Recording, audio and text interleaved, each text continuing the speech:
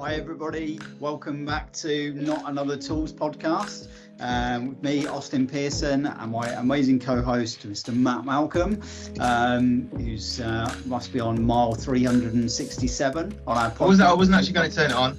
Before we were starting thinking, should I get it out? Should I turn it on? I thought, I kind of feel like I have to get on it now, so I'm like, yeah. Awesome. That's very cool. So we both have been having a lot of conversations recently about everybody's favorite thing, the CMDB. So we thought we'd unpack the CMDB a little bit today. I don't think there is much more of a hated thing than the CMDB, or certainly I don't think I've ever come across anybody who goes, oh yeah, we've got a really good CMDB. We really trust our data in our CMDB. Don't know about you, Matt.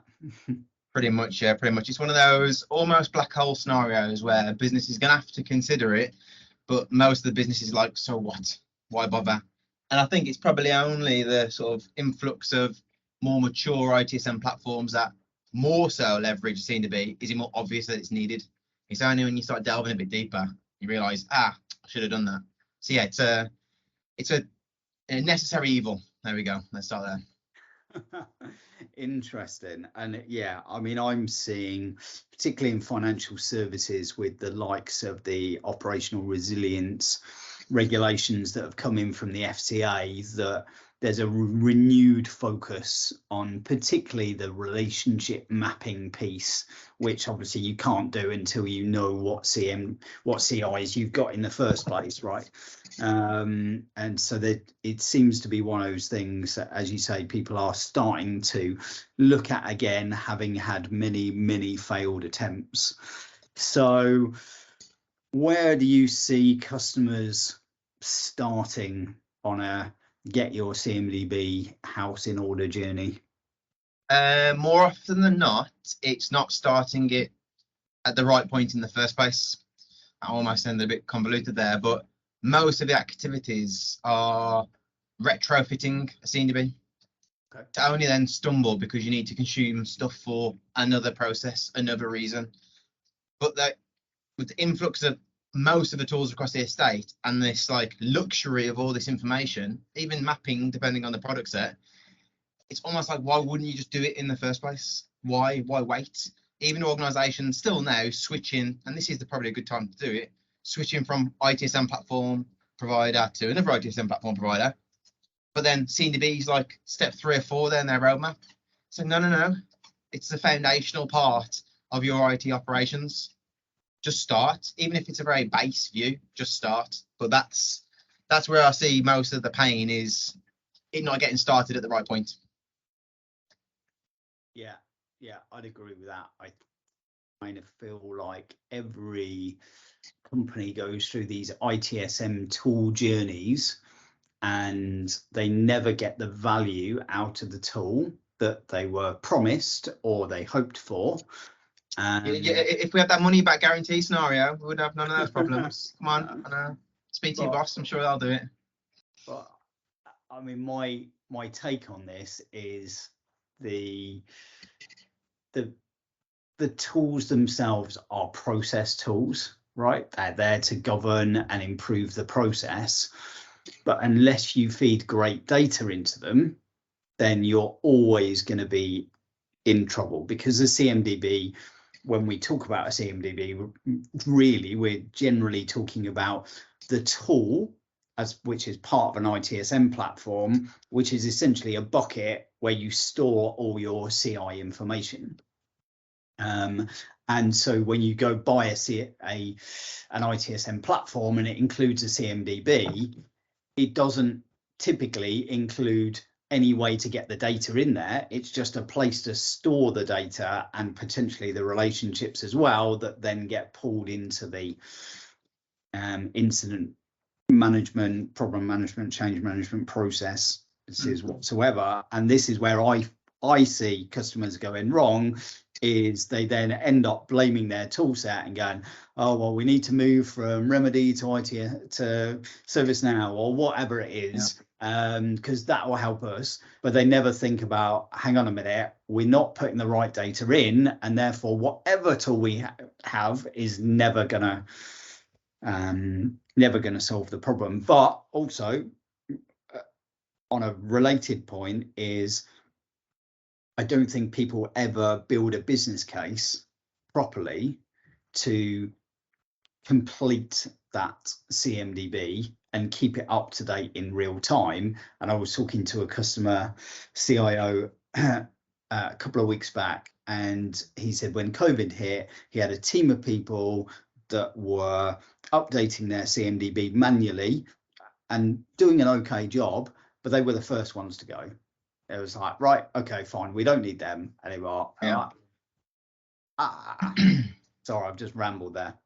No. I think talking about the data, yeah, we'll come back to that because there's probably some good points to specifically mention about the data. Definite mistake I observe, and this is every single day. This is every customer, no matter how mature they are, for the most part. Rarely, wrong way to word it, I suppose, but rarely is the consideration for the process side of the house taken seriously. So that bit you mentioned about the people putting it in, they probably belong to some sort of config team or something like that. Actually seeing good, mature config team presence in any organizations is really, really thin. So you've got this CMDB and everyone thinks it's crap because it is crap because you have nobody to support the process. It's like saying, a major instance, they're just awful. All of them are awful. Oh, have you got a major instance team? No. We gave it to Frank, he's change manager. Okay, cool. So you're trying to operate this process, this thing with this great tool, whatever it is off the shelf, and you've got no actual supporting process and team to support it. So the process thing is always the most lacking in all of the failed CMDB attempts that I've seen, because there's nobody there to drive the process. You know, coming from a tooling point of view, the background I had, I suppose, was technology, and my tech is fine, and this is what the vendor said, so this must be how it's done. Boof, there you go. But actually, how it should be is, what is your process? Let's make sure the tool can support that process. But for the CMDB, for some reason, it still seems to be a forgotten component. Yeah, let's call it forgotten component, because all the rest of the makeup of the roles and responsibilities in an ITIL organisation, config seems to be left off more often than not. Why? Considering if you had it almost built like some sort of topology view, as it essentially is, and you've got this fundamental ITSM platform, the CMDB is this foundational part. But you know, they're basically building on a liquid foundation because they haven't spent any time building the processes, the team to support the processes, putting the data in the correct data, and then they're going to try and do it afterwards. So it's like trying to make a foundation for a pretty tall building, wobbly one at that, after you've built it. It makes no sense. Makes no sense. But that's the problem. I agree. One of. And I think the two bits of the process where people just would really think about it more, and they could build a business case on this, is number one, you go into the change board, everybody hates the cab. It's the bane of people's lives, right? You go in and then you go, okay, we're going to make this massive change. What's going to be affected? And everybody knows of the stories where basically everyone's just guessing because they've got a rough idea, but things have changed, and then they make a change and it takes down something that they didn't even know was related. And in fact, I remember a major telco mobile provider taking down a network router over the Christmas period, replacing it with a new one, and which they thought was in their test and dev environment. And generally the second comes and their call center is incredibly quiet. And they got no calls in for the entire day until they finally worked out that this test and dev switch was actually running their contact center. And they just didn't know, right? But we've all seen those things. So that change board is one piece where we could make the change board so much easier if we had an up-to-date CMDB. The other piece, of course, is in incident management, where the first questions, and we all hate it when we call a service desk and they go, Right, so could you just get your phone that I sold you 2 weeks ago and tell me what the serial number is on it? What sort of phone is it? And I'm like, you bloody sold me this thing 2 weeks ago, right? I placed an order on your system for an iPhone 14 Pro with this much memory and whatever, and yet 2 weeks later, when I've got a problem with it, you're asking me, what phone have I got? What operating system is it running? Because you sold it to me. It drives me mad, and that's like the first 5 minutes of every call, and that means that we never get the right incidents to the right home because we don't know which CI is affected, and then we waste all of this time taking it around different resolver groups. And those are the two places where I think you need your process right, the right people supporting that process, but also you can then easily build a business case for getting a good CMDB and getting the right data into it and having the right people controlling that. I went on a bit of a rant there. I'm a bit passionate about this one. Now, come to the business case. I know that's a hot topic for you at the moment. So I think the strength of any business case when we're talking CMDB isn't in the CMDB itself. It's the impact the CMDB has on the peripherals around it. Your incident management process is going to be better. Your change management process is going to be better. How you handle assets is going to be better. So I think if you federate that potential value outside of the CMDB itself, then it's more of a realistic conversation. And then, which sort of ties into what you're going to be putting into the CMDB, understanding what do you actually need in those processes to support it. I think that's a mistake I certainly had when I started back in the BMC discovery days. I've got this great tool. I can discover your whole estate, including all the interconnectivities, all of it great. I can send you 1 million CIs. It's going to be fantastic. Your CMDB is going to be so full. It's going to be great. And that was wrong. That's 100% wrong, because putting a bunch of stuff in the CMDB, even if you can sustain it with an automated tool, but there's no use for it or limited use for it, instantly you've got a bucket full of trash, that rubbish in, rubbish out scenario. So combined with the business case conversation, you're really looking for those individual processes you're going to impact and what you need to impact them. You may only need an attribute or 3 to make a positive impact to that particular team. You may only need the relationships from this kind of device to this kind of device, and that'll make an impact for this kind of team. But understanding those specific data points will then drive your data model, which will then drive what you're going to do to get it. Is it going to be an automated tool?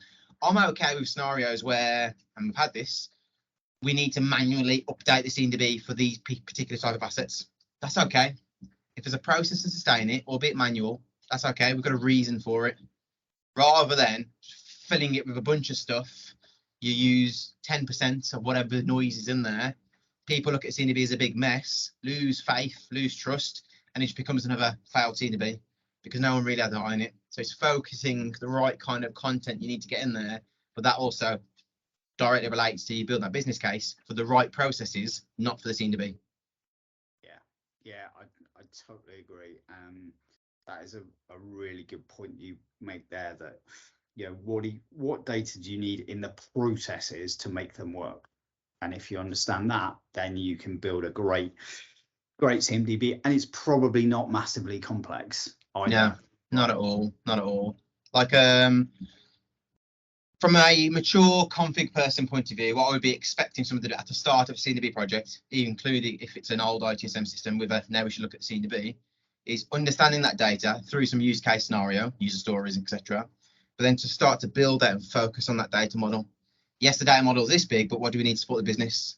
And then in a real crude way, I'd almost be expecting some spider diagram. Maybe it's not the right approach, but perhaps it could be, by where I have the individual process that I need to support, the data needed for it, the individual attribute needed for it, and on the other side of it, which we'll come on to in a minute, I'm sure, how we're going to get and sustain that data. Very simple view. And this spider diagram type approach will have all of a 10% or something possibility of assets and CIs and attributes available in the estate versus all of it. But that 10% view, and it could just literally could be 10%, that's where the value will be in that. That's it. Keep it simple. Keep it simple. Keep it slim. That's where the value will be turned around, not just filling it with everything. Yeah. And turning left slightly, one thing that I come across on a regular basis is embedding that into your onboarding process. So we're always taking new technologies on all the time, even if it's just spinning up some new VMs in AWS or whatever it is. That onboarding process needs to make sure that that CI is going into the CMDB and has an attribute for the resolver group. Because I don't know how many organizations I've worked with, big organizations, where they're like, yeah, we've got 65% accuracy in our CMDB, and you go, oh, do you know what, that's not too bad compared to most people. And you go, great, so do you get the incidents to the right home? Oh no, we haven't got any of them mapped to resolver groups. Yeah, what was the point in that? But their failing isn't in the updating, it's in the onboarding process of whenever you onboard a CI, there's always going to be this manual step that says somebody needs to fill in who the resolver group is for this. Well, maybe not manual step, you could probably automate it if no, it's I think you're fair, right? So the most mature CMDB organizations, let's call it, I think have a good degree of manual intervention in that asset lifecycle. So, I mean, there's one organization I recall, good size public organization, where they just didn't have the automated tools to feed the CMDB. What they said was, we know when things are coming into our estates, we create the entry, the discovery solution verifies it's there and creates the connections. And that's like super mature position, but all of it orientated around a mature asset lifecycle and a CI lifecycle. So I think looking at a process, you call it onboarding. Onboarding will be part of that life cycle to make sure we get the right information at the right point. It's fine. And if it's manual, I think I'm fine for some degrees. But in terms of things like getting to the right team, when we step into degrees of maturity, we don't really want to be looking at every single CI mapped to an individual team as a manual or even an automated process. Realistically, what we want to be doing is understanding where those CIs form part of a larger service. And it's a service focus that we want to be orientating them. So we want this service belongs to this team, and if it's this kind of thing from this service, it belongs to that team, but all of it understood from a service perspective. And that's what organizations almost see as an impossible state, is the service mapping element of it. But actually looking at it from a service instead of an individual CI perspective, it helps answer the so what question a lot quicker. Here's the service. This thing belongs to this service. Who can we speak to? Who's in that service? Yeah, totally agree, because you can't put the right priority on it if you don't understand what service it's part of, and you end up. I did a project with a very large global insurer, and they had just over 2,000 P1s in a year. And I was like, this can't be right. These are the guys that everybody looks up to and goes, hey, we want to be like you. And I'm like, you can't have 2,000. But when I looked at their incidents, actually 97% of those incidents didn't have a business service against them. Yeah. When you got into it, they were just like people shouting loudly on the phone going, I'm a manager, must be a P1, blah, blah, blah, blah, blah.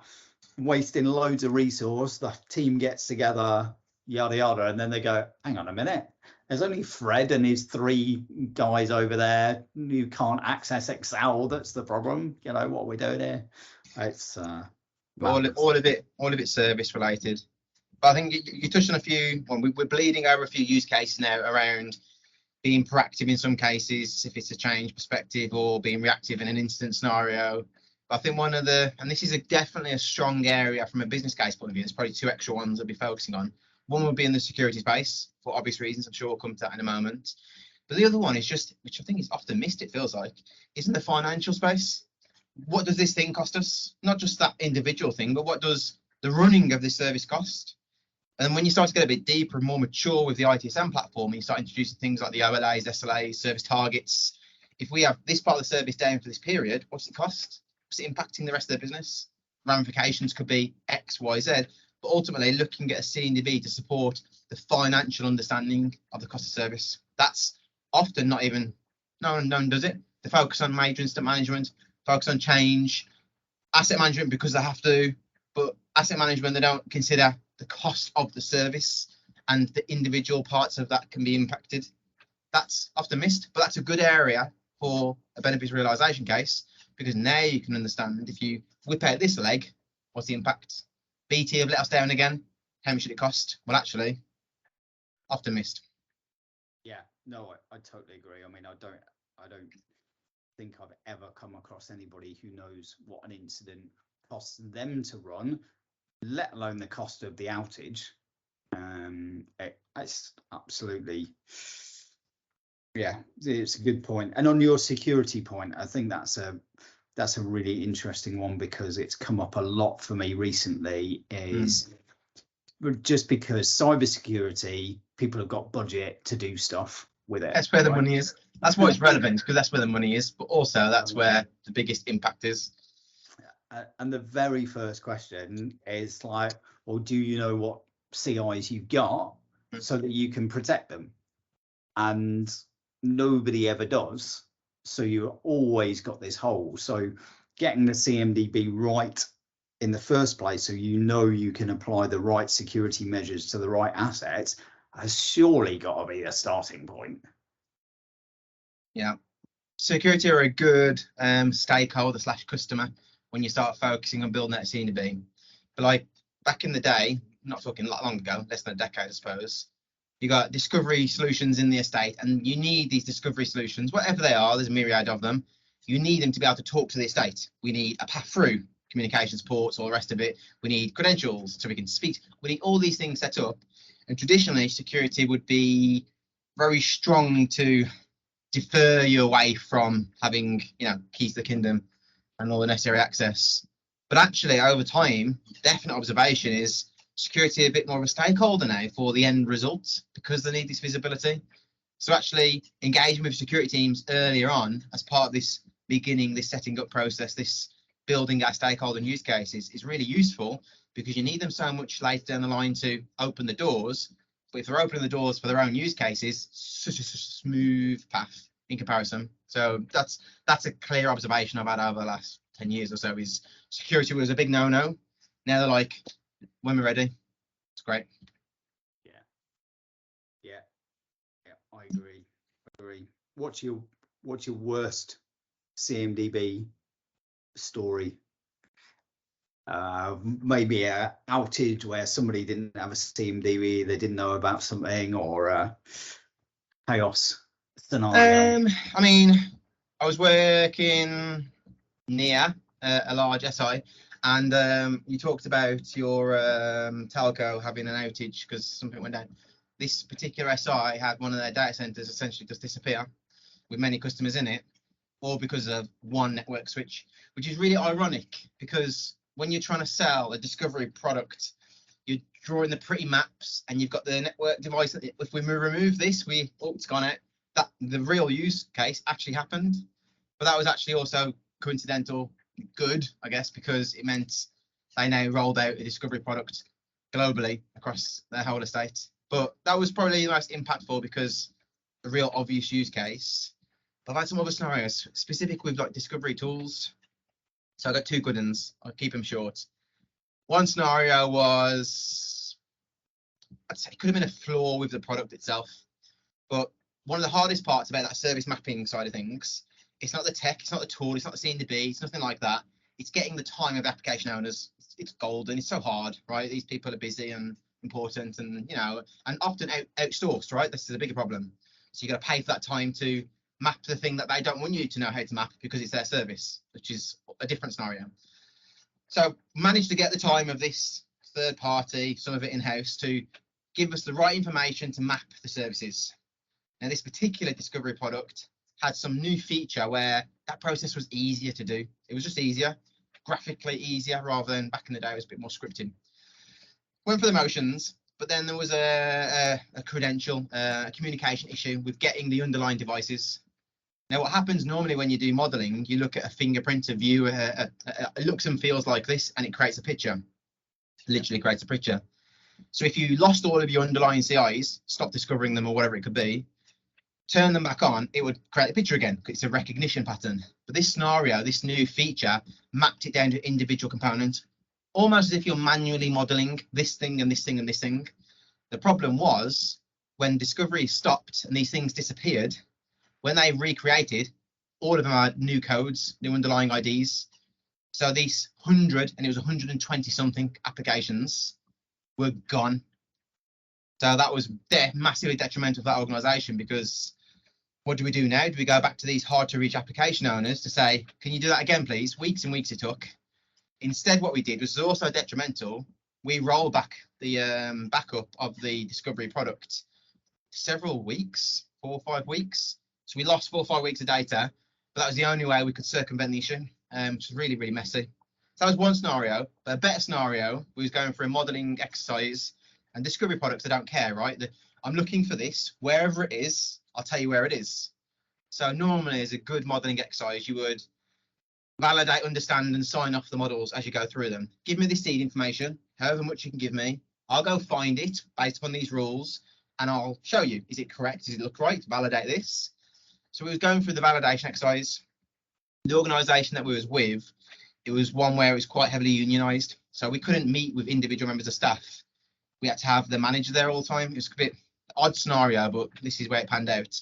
We're going through the validation exercise, and the one application we're looking at is very basic one. We've seen it before. I think it was an SAP related application. Looking at it, and we just saw one component, and it's just off the map. It wasn't in a data center. It was just what is this component? What is it? And we added some scripts and custom code in the background so we could defer whether or not it was a server or whatever else. It wasn't a server. It was a desktop machine, not laptop. It was a physical PC machine. It was like odd. It's got this database of this application. It's running on this PC machine. It's weird. And we started looking a bit more, and we had some extra custom scripts in the background which told us last logged on user for these devices. So we're going through. We got, yeah, it is a desktop machine. Digging a bit deeper. Last logged on user, I can't remember what the name was, even if I could say it's Joe Bloggs. Joe Bloggs is the application owner sitting with us. As soon as we got to that point and we realised that logged on user was Joe Bloggs, the application owner and the application owner's manager looked at each other. The manager asked us to leave the room. Basically, what this guy had been doing, maybe it was a one-off back in the day, however long this application, business critical application, we've been running for, he's been spinning up this database on his desktop machine in the office. You know, that's on his actual machine. So this business critical service had this application database running on his physical PC. Like, mental. Like, how could you get to that point? All the myriad of reasons, but that's the perfect scenario for discovery tools, because you don't know what you don't know. Show me what there is. So that was an awkward scenario for him. We never saw him again. It didn't get rid of him. I'm not sure what happened, but we just never saw him again. But without having a discovery product in the estate to understand these things, you would never have known. And if there could have been a scenario where, I don't know, they lost the power to the office, which is not critical compared to losing power to the data center, they would have never really known until it started impacting their end customers. So we caught it ahead of time, I suppose. You could think about it, but an odd way to go about it. Yeah. Absolutely. And you brought up a really important and interesting point in that that illustration early on there about kind of multi-sourcing and SIAM and the whole, how do you do this in a situation where you have got multiple outsourcers? And I kind of feel like that might be a great topic for another podcast, because that's not just about discovery, that's about the whole tool chain. Yeah. That creates so many issues. So maybe we could pick up there. So right, we've had another great discussion, yet another topic that we could probably talk for hours and hours on. So we'll probably come back to CMDB Mark II at some point, I'm sure. One thing we will come back to, I think, because we probably haven't covered it now, and we're tight time. We've discussed, I guess, the CMDB, some of the use cases and the things around it. I think we should probably dedicate a session on discovery tools specifically. That in itself is, I think, could probably uncover a few things for some organisations, because there's always a notion that an organisation needs to go and buy the shiniest discovery tool in the estate. In actual fact, there's lots of ways to get the data. So perhaps we can look at the population of a CMDB as a separate topic, because there's many ways to skin a cat. Yeah. Absolutely.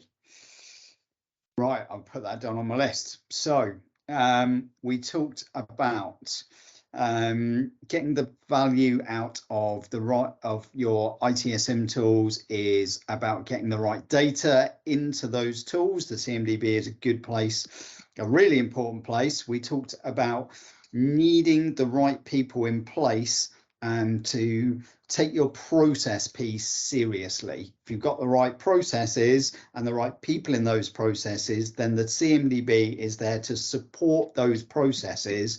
And you need to work out in your change, asset management, incident problem management processes, what are the bits of data that you would need in a CMDB to really make those processes work. We talked about also the financial process, if you like, where understanding the cost of outage, the cost of incidents is something that you can't do without a good CMDB. And of course, security. How do you manage and secure things that you don't know about? And we had a couple of great examples in there, and which led us on to a couple of topics for the future. One was around multi-sourcing and how do you run a CMDB and in fact a tool chain with the whole SIAM process, and about how do you populate a CMDB well, and use discovery tools to do that. Have I missed anything? I think that sounds good. Wonderful. Thank you very much, Matt.